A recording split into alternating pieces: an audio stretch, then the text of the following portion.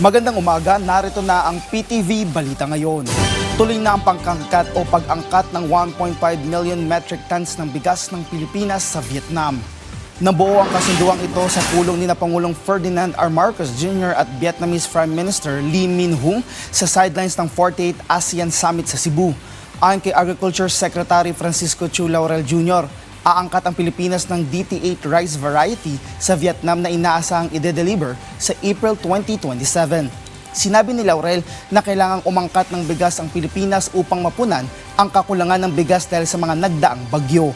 Makakatulong din anya ito upang maging matatag ang presyuhan ng bigas sa bansa.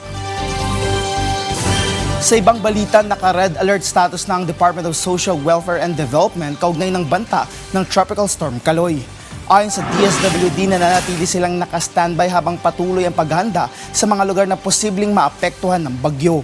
Mahigit sa 4 na milyong family food packs at higit 200,000 non-food items na ang nakapreposition sa mga warehouse ng DSWD sa buong bansa.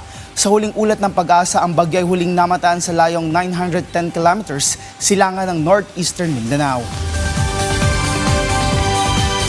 Samantala, taus-pusong binati ni Pangulong Ferdinand R. Marcos Jr. ng Happy Mother's Day ang kanyang inang si dating First Lady at Representative Imelda Marcos, First Lady Liza Araneta Marcos at ang kanyang kapatid na si Irene Marcos. Sa kanyang post sa social media, sinabi ng Pangulo na hindi matutumbasan ang pagmamahal at sakripisyo ng bawat ina. Sila anya mga ilaw ng tahanan at haligi ng bawat pamilyang Pilipino.